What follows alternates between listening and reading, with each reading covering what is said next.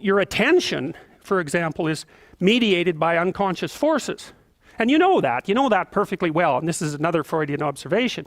You know, if you're sitting down to study, for example, your conscious intent is to study, but you know perfectly well that all sorts of distraction fantasies are going to enter the theater of your imagination non-stop and annoyingly, and there isn't really a lot you can do about that except maybe wait it out.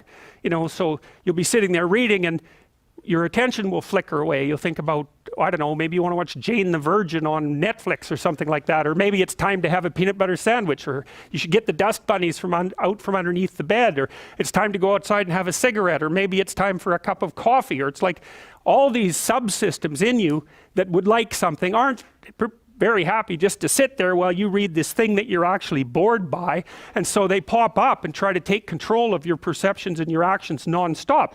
Maybe you think, well, this is a stupid course anyways, why do I have to read this damn paper, and what am I doing in university, and what's the point of life? It's like you can really get going if you're trying to avoid doing your homework, and then you might think, well, what is it in you that's trying to avoid? Because after all, you took the damn course and you told yourself to sit down.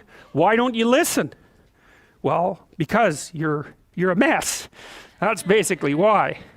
You haven't got control over yourself at all. And no more than I have control over this laptop. Okay, so there's the memory function of the unconscious, and there's the dissolutive function. That's an interesting one. The unconscious contains habits, once voluntary, now automatized, and dissociated elements of the personality, which may lead a parasitic existence. That's an interesting one. I would relate that more to procedural memory. You know, so what you've done is practice certain habits, whatever they might be. Let's call them bad habits. And you like those things to get under control, but you can't. So maybe when you're speaking, for example, you use like and you know, and you say a lot. And you've practiced that, so you're really good at it. And you'd like to stop it, but you don't get to, because you've built that little machine right into your being, right? It's neurologically wired, and it's not under conscious control. And anything you practice becomes that. It becomes part of you, and that's another element of the unconscious, a different part.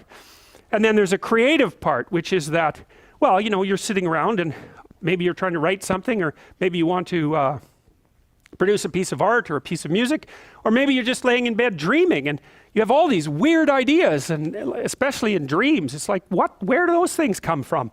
And even more strange, one of the things that's really weird about dreams, and almost impossibly weird, is that you're an observer in the dream. It's like a dream is something that happens to you. Well, you're dreaming it, theoretically, so how is it that you can be an observer?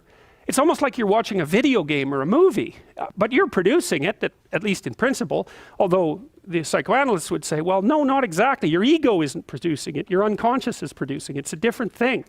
It's a different thing. And of course, Jung would say, well, it's deeper than that. The collective unconscious might be producing it. It's, in some sense, it isn't you exactly, or it isn't the you that you think of when you think of you. And that's the ego from the Freudian perspective, the you that you identify with. That's the ego. And outside of that is the unconscious. The id, that's more the place of impulses, and you could think about those as the biological subsystems that can derail your thinking, right? And that govern things like hunger and sex and aggression, and your basic instincts is another way of putting it. And it's a reasonable way of thinking about it, because these are subsystems that you share with animals. You share them certainly with mammals. You share most of them with reptiles. You share a lot of them with amphibians, and even going all the way down to crustaceans. There's commonality, for example, in the dominance hierarchy circuits. And so these are very, very old things. And the idea that you're in control of them is, well, you're not exactly in control of them. And I would say the less integrated you are, the less you're in control of them, and the more they're in control of you. And that can get really out of hand, you know. You can be, like with people who have obsessive compulsive disorder, for example, which seems to be, I would say, the dissolutive elements in some sense of the unconscious, the way that it's portrayed here. Poor people with obsessive compulsive disorder, they can spend half their time doing things that they can't really control, and they have very strong impulses to do them, and it's very hard on them to block them. You know, they'll almost panic if those things are blocked. And then you have people with Tourette's syndrome, you know, that they'll be doing all sorts of weird dances and spouting off obscenities, and and imitating people without being able to control it, and sometimes a little bit of antipsychotic medication can dampen that down, but it's as if there are these autonomous semi-spirits inside of them that grip control over their behavior and make them do things. And you know, you find that to some degree in your own life, because maybe you've become very attracted to someone, even maybe you don't want to be attracted to the person, and then you find yourself, you know, texting them when you know perfectly well that you should be going to bed, and you know, you're in a grip of something, and you can't control it, and that's all part of the unconscious and all part of what Freud was studying.